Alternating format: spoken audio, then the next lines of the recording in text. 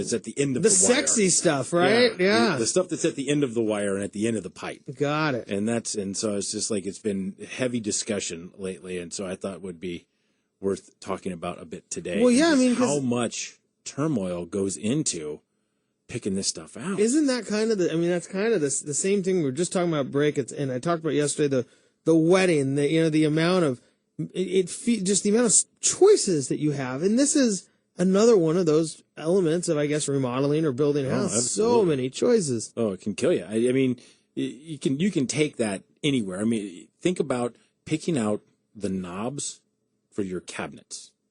How many possible options you could be faced with to choose the correct and proper knob for a cabinet.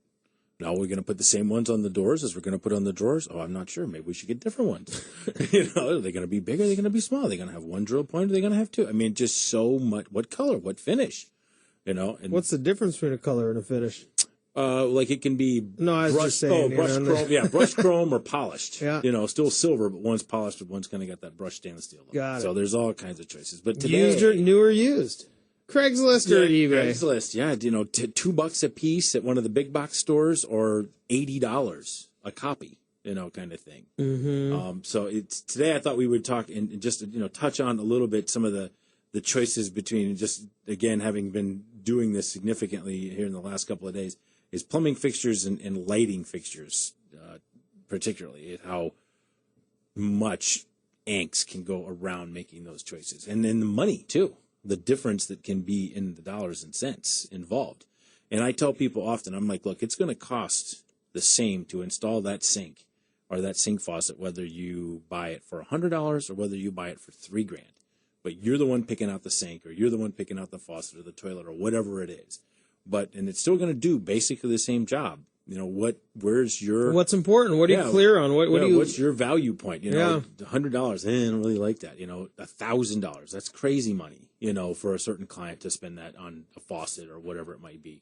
And so then the choices, and you can drop a book 3 inches thick on a table in front of someone and say, here, find a toilet. And there could be 1,000 of them in there. Well, you say that about faucets. It's kind of interesting. I don't pay a lot of attention to faucets. No. But I feel like my faucet's probably different than any of my friends' houses. I don't think I have any of the same faucets. I'm going to go look next time I'm over at people's houses. But, everybody's got a different faucet, it seems like. It does. And then you have I don't know how many different manufacturers, but you walk into one of the nicer showrooms around, and the two main domestic players are Kohler and American Standard, okay, for the plumbing manufacturing. And you will almost never find Kohler and American Standard in the same showroom. They compete hardcore. If you're a Kohler showroom, you're a Kohler showroom. You don't get to show American Standard, and the opposite's true for the other. But then you have all these smaller players, Jado and all of the imported stuff, Chicago Faucet, that's not imported, but, the Hans Grohe and the Grohes and all these different ones, and they're all over the place in price range. And you just look at it and the finish and how well it's made and all the stuff that it can do, and oh, well, that doesn't fit that sink, and oh, that doesn't go with that, and oh, just a million choices. Mm-hmm. Just a million choices. So how does something narrow it down? Well, typically I follow...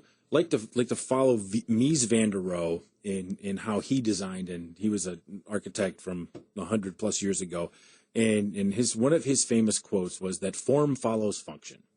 And when you break that down, you're like, what does that really mean? Is that once you make it work, which is the function part of it, that the bathroom lays out right, and you draw it in black and white stick lines, or the kitchen works, or the house works, and then the form follows the function, meaning you dress it afterwards. Is that you make it work, you get it to be the space that you want it to be in the flow of traffic and whatnot, and then you decide what it's going to look like, because you don't have to change the layout to make it really contemporary or really traditional or somewhere in between.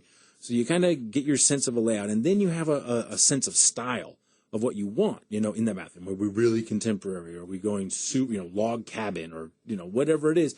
And that kind of helps eliminate lots of things. Like, that faucet's very contemporarily styled, so obviously it doesn't fit with what we're doing over here. So then you kind of, clear the chafe. The high style with the log cabin. I guess you can do it. Like someone just showed me a picture the other day of this really gorgeous entryway that they had done, and it was actually a stair guy had showed me the picture of this spiral curving stair that went up to this second floor. Very elegant interior, very highly styled.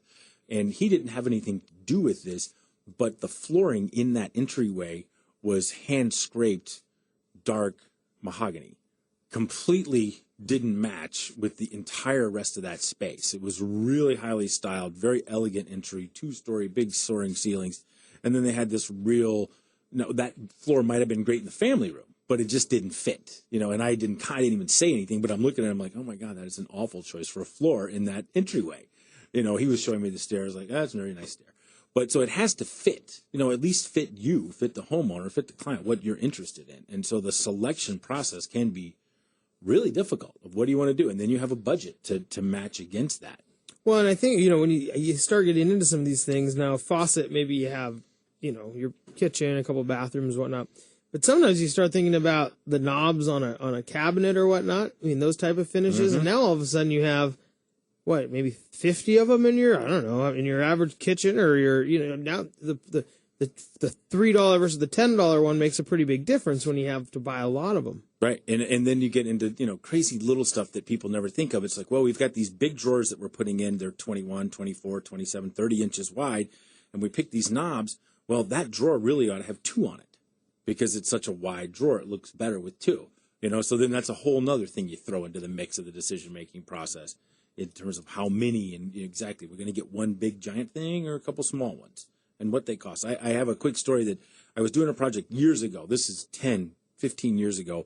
And this was a $400,000 renovation then. So no telling what it would cost today. And so we were going through, and it was back in Chicago, and it was actually a house that had been designed by one of Frank Lloyd Wright's proteges. And it was right down the street from his studio, literally on the street. And we had to get special permission to renovate it, and the design had to be approved, and so on and so forth. And so we were doing the kitchen, and it is all approved, and then we're looking for hardware. And I just was looking before the clients came in, and I came across this piece. It was like, oh, look at that. It's exactly the piece. It's everything about it, the lines, the way it was cut, everything was perfect. So I have it ready. They come in, and they're like, okay, let's talk about hardware. So I show this one to him. I go, look at this right here. This is great. He's like, oh, that's perfect. That's really great. And then he's like, well, how much does it cost? And I'm like, oh, I didn't even look. So I go quick look. I'm like, oh, wow. They're $84 a piece. He's like, okay, well, how many do we need? Let me count it up. 63. He was like, oh, man. He's like, well, whatever. At this point, another $3,000 isn't going to matter. Put them on there. It was just awful how much those things cost. But that's what you can get into, and you can just step in it just like that, and all of a sudden budget is gone. Do you feel like, you start looking at the plumbing fixtures or light, light fixtures, I guess, is another one. Lighting is huge. And the hard thing about lighting, the plumbing is a little bit simpler in that, we're going to have a shower, we're going to have a toilet, sink, whatever. And so you can prep for that, and you have more time to make your decisions.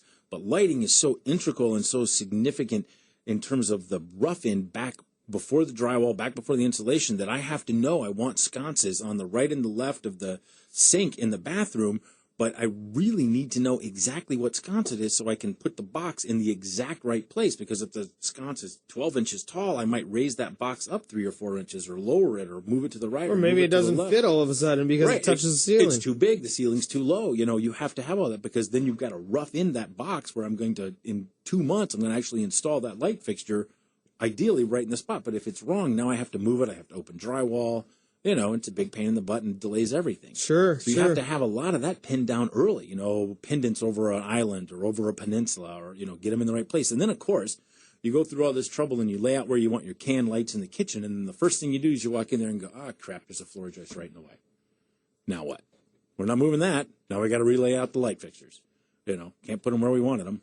So now we're on the fly decision. Kind of, it's kind of like that, measure twice, cut once type of thing is what you, with all of these things. Yeah. You don't want to buy the wrong fixtures that, like you said, that either A, too expensive, or B, maybe they just don't fit with what you're trying to do. Right. So you really have to have this very clear understanding of what the goal is for the property. As you talked about, the budget. Budget is always there. What do we got? We're going to spend $5,000 on light fixtures.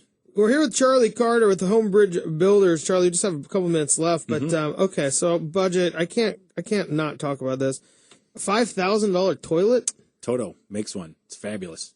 It's got a heated seat. You would love it, Ben, because it comes with a remote control. Really? It's like a little mini Xbox controller. Yeah. Yeah, it's perfect. The seat's heated. It's a 2-in-1. It's got a built-in bidet.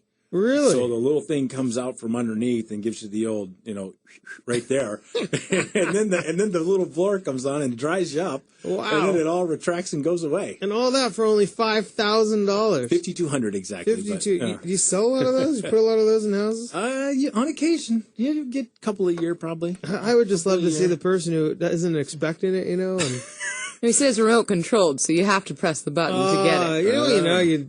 Anyway. Well, It's got the little wall thing, where you clip the Yeah. remote control on the wall beside it. Yeah, and you label it flush for people. That type of thing's less prevalent in the States, though. It seems like when you go overseas, they're everywhere. Yeah, Toto is a Japanese company, and so they make, in my opinion, one of the best flushing, most reliable toilets. It's not going to clog and whatnot, and then they've just added on all these features to The fancy bells and whistles. Yeah, to this one. I mean, you can get just a regular Toto toilet with spending far less than $5,000. But were you so motivated, you could go spend $5,000. Days, it's a dream come true. It won't come with a remote control. Ben would never leave. That's okay. Guys, we do have to go to break. We'll be right back with Charlie Carter and David Murphy. We're going to chat a little bit more with Heather Moore. We'll be right back.